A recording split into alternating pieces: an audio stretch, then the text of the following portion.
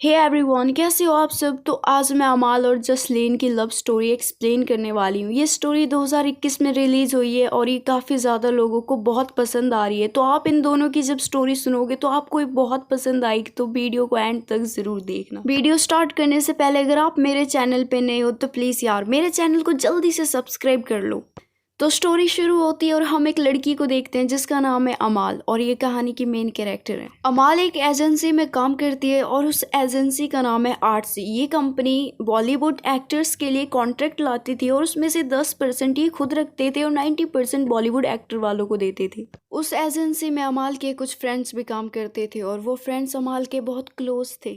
अमाल का जो बिहेवियर था वो थोड़ा गुस्से वाला था। वो बात बात पे चिड़चिड़ी हो जाती थी और अपने असिस्टेंट को डांटती थी। इसलिए एक दिन उसकी जो असिस्टेंट है वो गुस्से में आती है और वो चली जाती है जॉब छोड़ के। जिस दिन वो लड़की जॉब छोड़ के जाती है उसी दिन अमाल एक लड़की को हायर करती है असिस्टेंट के लिए, जिसका नाम था निया। और इस कंपनी के जो ऑनर है वो है सौम्यजीत, लेकिन ये भी वेकेशन पे गए हुए हैं। और इस कंपनी में जो अमाल का सबसे अच्छा दोस्त है वो है मेहर।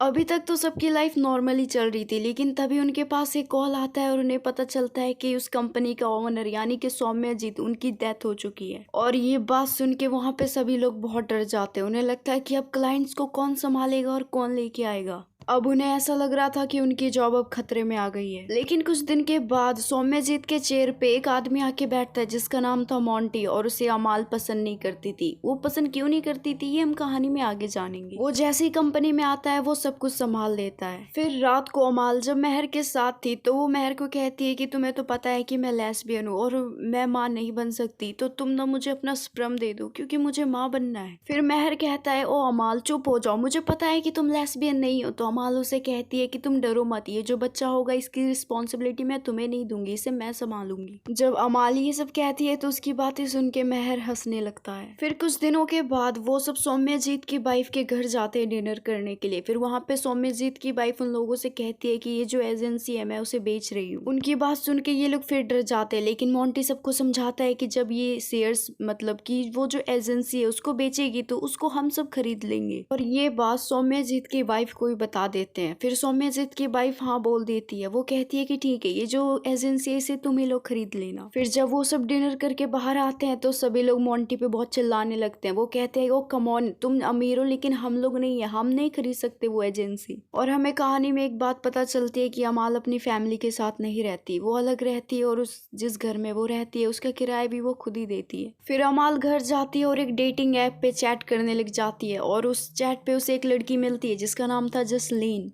बातों बातों में जसलीन अमाल से कहती है कि मुझे एक ट्रू रिलेशनशिप चाहिए, एक ऐसा रिलेशनशिप जिसके साथ मैं पूरी जिंदगी बिता सकूं। लेकिन अमाल जब रिलेशनशिप की बात सुनती है तो उसे गुस्सा आ जाता है, क्योंकि अमाल को कोई भी रिलेशनशिप में कोई भी इंटरेस्ट नहीं है, उसे बस इंटीमेट होना है। फिर अमाल जसलीन को इग्नोर करती है और एक दूसरी लड़की से बातें करने लग जाती है। फिर जब अमाल की तरफ से जसलीन को एक भी मैसेज नहीं जाता तो जसलीन खुद ही मैसेज करने लग जाती है। वो कहती है कि शायद इस आईडी से कोई लड़का बात कर रहा था इसलिए वो भाग गया।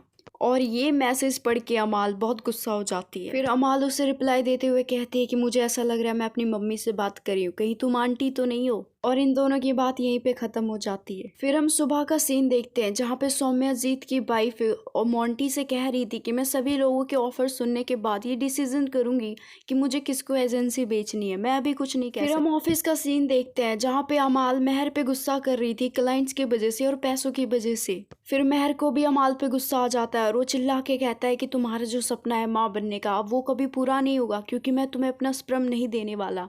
और ये बात कंपनी के सभी लोग सुन लेते हैं और कुछ लोग तो वीडियो भी बना लेते हैं। फिर नेक्स्ट डे जब मेहर ऑफिस आता है तो उसे कुछ लोग बहुत सुनाने लगते हैं, क्योंकि वो कुछ फाइल सबमिट करना भूल गया था और वो फाइल सबमिट करना बहुत ही जरूरी था। मोंटी मेहर को कहता है कि तुम्हारी एक गलती की वजह से हमें कितना टैक्स देना पड़ेगा तुम जानते हो। और उसकी बात सुन के मेहर कुछ नहीं कहता और वो चुप हो जाता है। फिर हम थोड़ी देर बाद का सीन देखते हैं जहाँ पे हमें पता चलता है कि उस एजेंसी में जसलीन आई है। और जब ये बात अमाल को पता चलती है तो वो बहुत खुश हो जाती है। और गाइस मैं आपको बता दूं कि जसलीन भी इस स्टोरी की मेन कैरेक्टर है।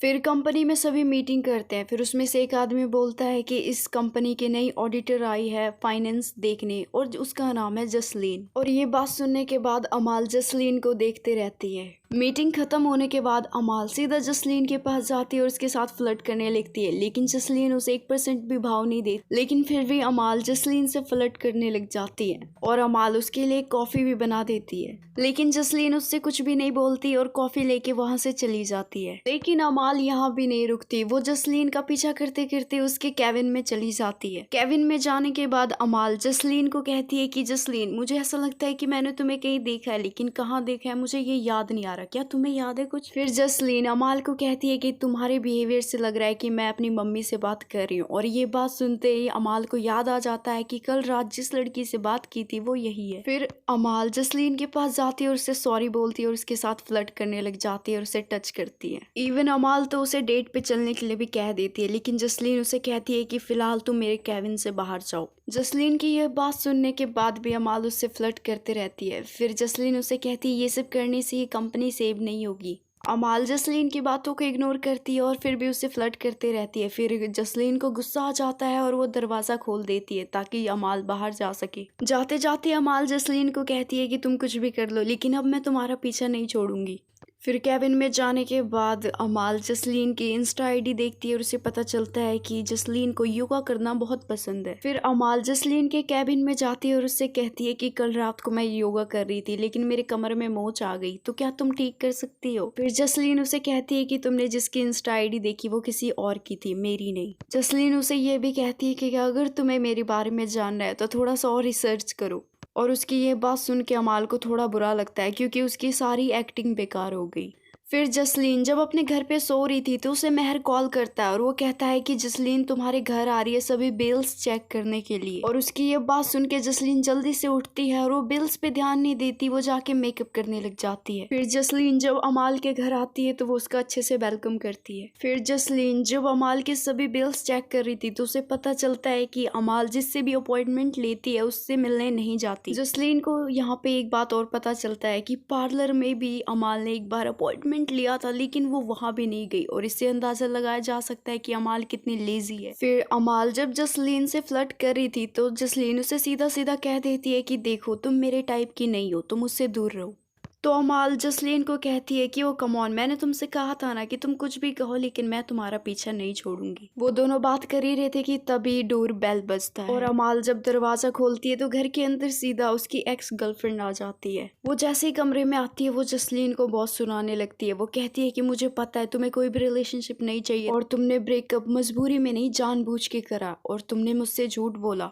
कमरे में जसलीन भी थी इसलिए उन दोनों की बात जसलीन भी सुन लेती है। उसके बाद जसलीन वहां से चली जाती है और उसकी एक्स गर्लफ्रेंड भी वहां से चली जाती है। जब सब चले जाते हैं तो अमाल को बहुत गुस्सा आता है क्योंकि वो जितना जसलीन के क्लोज जाने की कोशिश कर रही थी वो उतना ही दूर हो रही थी। फिर स्टोरी में आगे अमाल मोंटी पे बहुत गुस्सा करती है क्योंकि जो मोंटी था वो आर्ट्स नहीं खरीदने वाला था बल्कि वो तो ये कंपनी छोड़ के जाने वाला था। फिर बाद में मोंटी सबको बताता है कि इस कंपनी के ओनर सौम्यजीत, उन्होंने एक रिजॉर्ट खरीदा था और उस रिजॉर्ट का हमने बहुत मिसयूज करा है और इसका पता अगर जसलीन को चला तो हमारी नौकरी खतरे में आ सकती है। फिर महर और अमाल जल्दी से दौड़ के आर्ट्स के मैनेजर के पास जाते ताकि वो मैनेजर जसलीन को कुछ भी ना बता सके। लेकिन महर जब मैनेजर के पास जा रहा था तो वो जाते जाते अमाल को किस कर लेता है और उन दोनों को किस करते हुए जसलीन देख लेती है। उन दोनों को किस करते हुए देख जसलीन बहुत शॉक हो जाती है। वो कहती है कि तुम दोनों यहाँ पे क्या कर रहे थे। और दूसरी तरफ महर स्टाफ को सब कुछ समझा देता है कि जसलीन को बोलना कि आज मैनेजर नहीं आया। और जब जसलीन होटल में जाती है और स्टाफ से पूछती है कि मैनेजर कहाँ है तो वो झूठ बोल देता है और कहता है कि मैनेजर अभी नहीं आया।